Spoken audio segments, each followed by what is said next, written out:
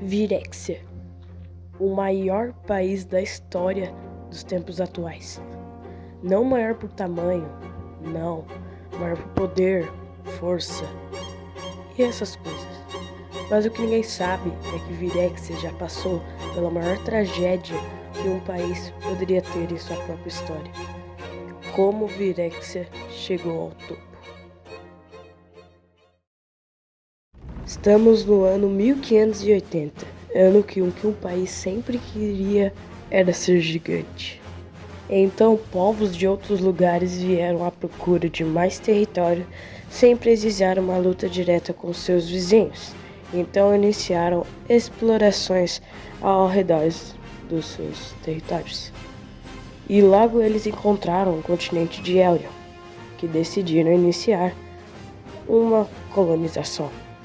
Alguns anos após o início da expansão, especificamente em 1590, foi descoberta a chamada Terra do Oeste, que é onde se localizaria o atual Virexia.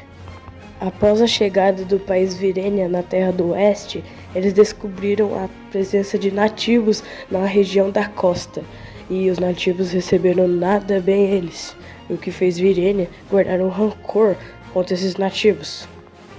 5 anos depois deste ocorrido, Virênia estava ficando sem mão de obra no seu país e estava precisando de pessoas para trabalhar, e logo eles decorreram a forçar os nativos para trabalhar em suas plantações, agriculturas e essas coisas, mesmo contra a vontade dos próprios nativos. Além do mais, os nativos trabalhavam ainda mais do que uma pessoa poderia trabalhar, além de viverem em condições horríveis, e alguns até morreriam de fome no meio do trabalho. Então, em 1599, Virexia passaria por 200 anos de colonização, e guerras, conflitos e revoltas aconteceriam neste ano, até chegar em 1799, que a primeira bandeira virexiana atual seria estendida no céu e expulsaria os colonizadores de volta para o seu antigo continente. Após muitos anos, que aconteceu várias coisas importantes que eu vou citar em outros vídeos, Eldon entrou numa crise em 1900, chamada Crise de 1900. E nesta época, Costalina havia parado o comércio com todos, e que iniciou uma crise no continente inteiro. E daí, Virexia descobriu sua grande fonte de material, que ela encontrou no seu fantoche Varka, que havia sido dominado alguns anos antes.